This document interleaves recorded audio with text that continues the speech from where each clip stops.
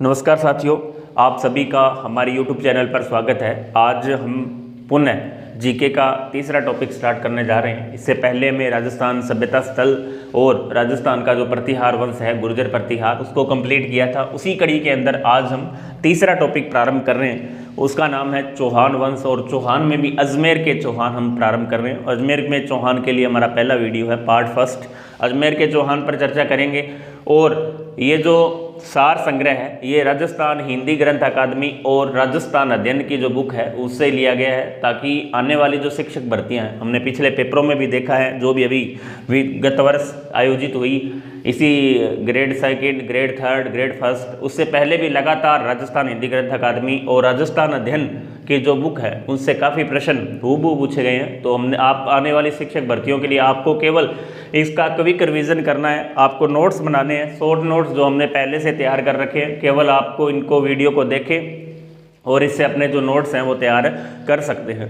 तो आज हम इसे प्रारंभ कर रहे हैं और एक इसकी जो पीडीएफ है वो Telegram channel link toppers Ranveer sir Suratgarh में डाल दी जाएगी। उस पर आप जाकर उसको डाउनलोड कर सकते हैं और इसको आप अपने जो रजिस्टर है उस पर नोट कर सकते हैं। इसके लिए हम सबसे पहले प्रारंभ कर रहे हैं आज का टॉपिक। पॉइंट टू पॉइंट हमने इसको नोट किया है और पूरी किताब पढ़ने की तुलना में आपको देखो मैंने 5-6 शासकों का वर्णन यहाँ किया है, बहुत ही कम जो एग्जाम की दृष्टि से इंपॉर्टेंट है। एग्जाम में जिन शासकों को ज़्यादा पूछा जाता है, एग्जाम में प्रश्न भी मैंने यहाँ लिखे हैं जो एग्जाम में गत वर्ष पूछे गए हैं। और इससे बाहर मैं नहीं समझता कि अजमेर के चौहान में इतने जो शासक मैंने करवाए इससे बाहर आने की कोई संभावना नहीं है। तो आप इसको यदि इतना याद कर लेते हैं तो आपका जीके का पार्ट मैं गारंटी से कह रहा हूँ इससे बाहर प्रश्न आने की संभावना नहीं। तो हम स्टार्ट करते हैं। हमारा जो पहला पॉइंट है, पहला टॉपिक, आपको ये पता होगा कि अजमेर में चौहान वंश है जिसकी जो स्थापना है सबसे पहले किसने की, जिन्हें चौहानों का आदि पुरुष कहा जाता है, वासुदेव चौहान। पहला टॉपिक है वासुदेव, पहला जो पॉइंट है, पहला शासक है वासुदेव चौहान। इन्होंने चौहानों की जो नींव रखी थी सबसे पहले, इन्हें आदि पुरुष के नाम से भी जाना जाता है। चौहानों का जो आदि पुरुष है वो किसे कहा जाता है? अजमेर के चौहानों का आदि पुरुष या चौहानों का आदि पुरुष भी किसे कहा जाता है? वासुदेव चौहान को कहा जाता है। ये उल्लेख कहाँ है? ये बिजोलिया का जो शिलालेख है उसमें भी ये बात कही गई है। इसी तरह हमीरदेव महाकाव्य, हमीर महाकाव्य है जो हमीर से हमीरदेव से संबंधित है, उस ग्रंथ में भी यही बात बोली गई है कि इन्हें चौहानों का आदि पुरुष माना जाए।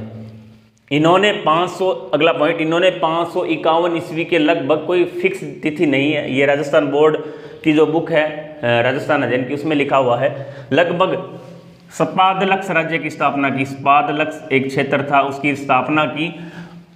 और कहा जाता है कि सबसे पहले जो चौहान वंश है उसकी स्थापना कहाँ हुई थी? स्पादलक्स जगह नामक जगह पर हुई थी। और अही छतरपुर को अपनी राजधानी बनाया था। आजकल ये क्षेत्र नागौर में है। अही छतरपुर को अपनी राजधानी बनाया था।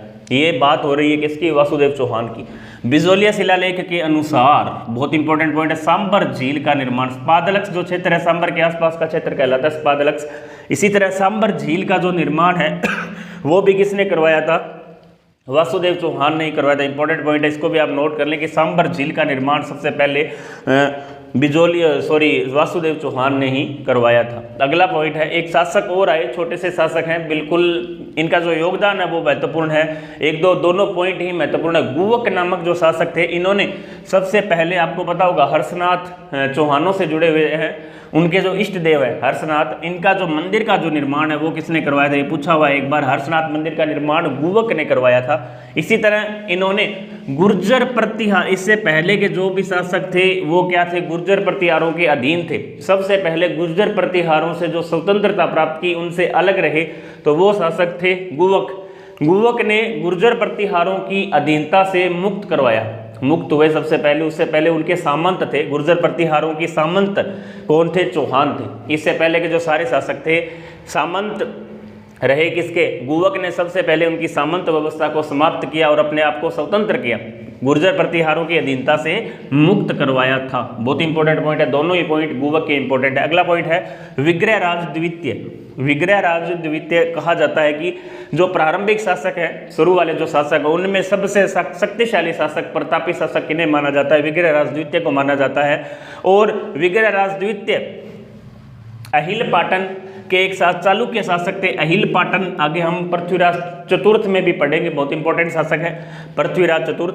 तो अहिल पाटन के चालुक्य जो शासक थे मूलराज प्रथम को इन्होंने क्या किया था, हराया था। सबसे पहले अहिल पाटन के चालुक्य शासक मूलराज प्रथम को इन्होंने हराया था। नेक्स्ट पॉइंट है, इन्होंने अपनी कुल देवी, बहुत ही इंपॉर्टेंट है, मंदिर और कला संस्कृति के जो प्रश्न है वो चौहानों से, जो भी आजकल कला संस्कृति के सीधे प्रश्न नहीं पूछे जाते हैं, कला संस्कृति के जो प्रश्न हैं जो या तो अजमेर के चौहानों से पूछ लिए या गुर्जर प्रतिहारों की जो कला संस्कृति है वहाँ से भी पूछे जाते हैं, या अन्य जो भी अपने मेवाड़ है उसकी जो कला संस्कृति, डायरेक्ट कला संस्कृति के प्रश्न आजकल नहीं पूछे जाते हैं। ये प्रश्न पूछा हुआ है कि भड़ोच में कुल देवी आशापुरा माता के, चौहानों की जो कुल देवी आशापुरा माता का मंदिर का निर्माण किस शासक ने करवाया था, वो करवाया था विग्रहराज द्वितीय ने। आशापुरा माता का जो मंदिर है उसका निर्माण विग्रहराज द्वितीय ने करवाया था। नेक्स्ट पॉइंट है, इसके बाद 5-6 शासक ऐसे हैं जिसका केवल आपको नाम ध्यान में रखना है, उनकी कोई महत्वपूर्ण उपलब्धि नहीं है और आप केवल नाम ध्यान में रख सकते हैं, यदि रह रहा है तो भी, नहीं रहे तो भी कोई खास बात नहीं है। अगला है, इसके पश्चात दुर्लभ राज, गोविंद राज तृतीय, वाकपति द्वितीय और ये 3 जो है शासक हुए। इसके बाद हम थोड़ी सी चर्चा करेंगे दुर्लभ राज की। इनमें दुर्लभ गोविंद राज तृतीय, वाकपति द्वितीय, चौथा जो शासक है वो है दुर्लभ राज तृतीय। दुर्लभ राज तृतीय जिन्होंने गुजरात के राजा कर्ण को पराजित किया था। किसको? गुजरात के राजा कर्ण को पराजित किया। और उसके पश्चात विग्रहराज तृतीय वह वीर सिंह क्या बने? शासक बने। विग्रहराज तृतीय और वीर सिंह शासक बने। मैंने आपको बताया, एक बार फिर बोल देता हूँ लाइन, कि इनके बाद के जो शासक है विग्रहराज द्वितीय के बाद 4-5 शासक ऐसे जो महत्वपूर्ण नहीं है, उनका केवल नाम महत्वपूर्ण है। जैसे दुर्लभ राज इसके बाद शासक बने, फिर गोविंद राज तृतीय शासक बने, कंफ्यूज नहीं होना है। उसके बाद वाकपति द्वितीय शासक बने। उसके बाद दुर्लभ राज जो तृतीय जिन्होंने गुजरात के राजा कर्ण को पराजित किया। और उसके पश्चात विग्रहराज तृतीय, हमने यहाँ विग्रहराज की बात की है, विग्रहराज तृतीय शासक बने और फिर वीर सिंह है जो शासक बने। तो आपको यहाँ केवल एक पॉइंट ध्यान में रखना है कि दुर्लभ राज जो तृतीय थे उन्होंने गुजरात के राजा कर्ण को पराजित किया। बाकी शासकों के केवल आपको नाम ध्यान में रखने हैं। नेक्स्ट पॉइंट है अजय राज। यहाँ से शुरुआत होती है मुख्य रूप से अजमेर के चौहानों की। ये अब तक हमने जो पढ़े हैं, 1-1, 2-2 लाइन आपको ये ध्यान में रखनी है, लेकिन यहाँ से मुख्य विशेष रूप से यहीं से शुरुआत होती है। अजय राज पृथ्वीराज प्रथम के पुत्र थे। पृथ्वीराज प्रथम के पुत्र अजय राज ने इस वंश का प्रतापी शासक माना जाता है। 1113 ईस्वी में इन्होंने अजमेर की स्थापना की थी और अजमेर को चौहानों की जो राजधानी है वो भी किसने बनाया था? अजय राज ने 1113 ईस्वी में बनाया था। ये भी प्रश्न पूछा गया है। पीछे अधीनस्थ बोर्ड की एक एग्जाम थी, कोई सेट या वन रक्षक वगैरह की, वहाँ पूछा गया था कि कब हुई? 1113 ईस्वी में। अजमेर को राजधानी सबसे पहले किसने बनाया? अजय राज ने बनाया था, ना कि अर्णोराज ने। अजय राज ने बनाया। अजय राज ने मालवा के परमार शासक, ये भी इंपॉर्टेंट है, नरवर्मन, दो शासक है, नरवर्मन और नरवर्मा, दोनों अलग अलग है। नरवर्मा की हम बात नीचे करेंगे, यहाँ केवल क्या कर रहे हैं? नरवर्मन की। नरवर्मा संबंधित है किससे? अर्णोराज से। नरवर्मन को परास्त किया और उसके सेनापति सुलहन को इन्होंने क्या बना लिया? बंदी बना लिया। इंपॉर्टेंट है, इन्होंने नरवर्मन को परास्त किया और सेनापति सुलहन को बंदी बना लिया। नेक्स्ट पॉइंट है कि इन्होंने, इनके समय चांदी और तांबे की सिक्के चले थे, उन पर जो नाम है वो क्या लिखा हुआ था? ये लिखा हुआ है राजस्थान अध्ययन की बुक में, अजय प्रिय धम्ब और सोमलवती, या जिसको सोमलेखा कहते हैं, इनकी रानी का नाम था सोमलवती या सोमलेखा, के जो सिक्के हैं वो चलाए थे किसने? चांदी और तांबे के सिक्के अजय राज के समय चले। उन पर क्या लिखा हुआ था? अजय प्रिय दम्ब और सोमलवती या सोमलेखा। अजमेर दुर्ग का निर्माण भी इन्होंने करवाया। और अजमेर दुर्ग को आपको पता ही है क्या कहते हैं? गढ़बीठली का दुर्ग कहते हैं, जो कि अजमेर में स्थित है। इसके बाद आए शासक अर्णोराज, इंपॉर्टेंट शासक है। इसकी यदि बात की जाए तो ये थे 1105 से लेकर 1133 तक, और ये थे 1133 से लेकर 1153 तक। आपको नाम नहीं ध्यान, ये सन याद नहीं रखने हैं, सन ईस्वी उन्हीं की याद रखनी है जो आपके सिलेबस में डायरेक्ट जिनका नाम दे रखा है, जैसे मान सिंह, इसके अलावा राज सिंह, महाराणा प्रताप, चंद्रसेन। इस तरह के यदि जो नाम दे रखे हैं राय सिंह, उनके आपको शासक ध्यान में रखने हैं, बाकी आपको इनका जो शासनकाल है वो ध्यान में नहीं रखना। आगे देखो अर्णोराज, अजय राज के बाद अर्णोराज ने 1133 में क्या बने, शासक बने। इन्हें अन्नाजी चौहान के नाम से भी जाना जाता है, अन्नाजी चौहान।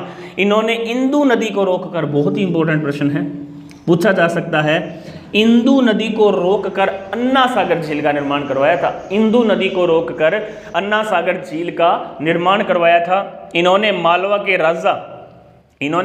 राजा नरवर्मा, वो थे नरवर्मन, ये है नरवर्मा को हराया। इसके अलावा अजमेर के निकट तुरुस्कों का भी वध किया था। तुर्क थे ये, तुरुस्कों का भी वध इन्होंने किया। दोनों पॉइंट इंपॉर्टेंट है, नरवर्मा को हराया और मालवा के राजा थे नरवर्मा, और अजमेर के निकट तुरुस्कों का भी इन्होंने वध किया। नेक्स्ट है जय सिंह ने अपनी पुत्री कांचन देवी का विवाह अर्णोराज के साथ करके अपने जो मधुर संबंध उन्होंने बनाए थे, अपना बचाव किया था। इसी तरह देवबोध और धर्मघोष, दो प्रकांड विद्वान हुए जो किसके शासनकाल से संबंधित है, किसके विद्वान थे, अर्णोराज के थे, देवबोध और धर्मघोष। इसी तरह पुष्कर में वराह मंदिर का निर्माण भी इन्होंने करवाया था, यह भी पूछा हुआ है। पुष्कर में वराह मंदिर का निर्माण अर्णोराज ने करवाया था, ना कि पृथ्वीराज ने। अर्णोराज ने किसका निर्माण करवाया, वराह मंदिर का। इसी तरह उनके पुत्र जगदेव ने इन्हें मौत के घाट उतार दिया। अपने पापा की है, जो अपने पिता की मृत्यु किसके कारण हुई, जगदेव ने इनकी हत्या कर दी, जिन्हें पितृ हत्या के नाम से, चौहानों का पितृ हत्या किसे कहा जाता है, जगदेव को कहा जाता है। जगदेव ने किसकी हत्या की, अपने पिता अर्णोराज की हत्या कर दी। तो आज हमने जो पॉइंट पढ़े हैं अजमेर के चौहान, बहुत ही महत्वपूर्ण, आप मानकर चलें जो टॉपिक अपने कंप्लीट हुए हैं इसमें, इससे बाहर चौहान वंश में कुछ भी नहीं पूछा जाएगा। इसके बाद हम पृथ्वीराज चतुर्थ है, विग्रहराज है जिसको बोलते हैं, इसके अलावा पृथ्वीराज है, सॉरी विग्रहराज, इसके बाद हम बात करेंगे विग्रहराज की, और इसके बाद करेंगे पृथ्वीराज की। दो शासक हमारे रहे हैं, पृथ्वीराज का मोहम्मद गौरी से संबंधित जो एक दो युद्ध हैं और उनका जीवन परिचय है, और इसके अलावा विग्रहराज चतुर्थ है उनका है। तो हम दोनों टॉपिकों को अगले नेक्स्ट पार्ट 2 में करेंगे। तो इस पार्ट के अंदर आपको इतना तैयार करना है, और टॉपर्स रणवीर सर सूरतगढ़ का जो टेलीग्राम चैनल उसको ज्वाइन करना है। राजस्थान हिंदी ग्रंथ अकादमी और राजस्थान अध्ययन की जो बुक है उसका सार संग्रह है, आपके जो भी दोस्त हैं उन तक शेयर करें। आने वाली जो शिक्षक भर्तियाँ हैं उसके में आपके लिए एक बहुत ही महत्वपूर्ण पार्ट साबित होगा। आपको ज़्यादा पढ़ने की आवश्यकता नहीं है, केवल इसके जो शॉर्ट नोट्स हैं वो आप बना सकते हैं, इसका स्क्रीनशॉट आप ले लें। बाकी हम नेक्स्ट वीडियो में फिर आपसे मुलाकात करेंगे, तब तक के लिए जय हिंद, जय भारत, जय राजस्थान।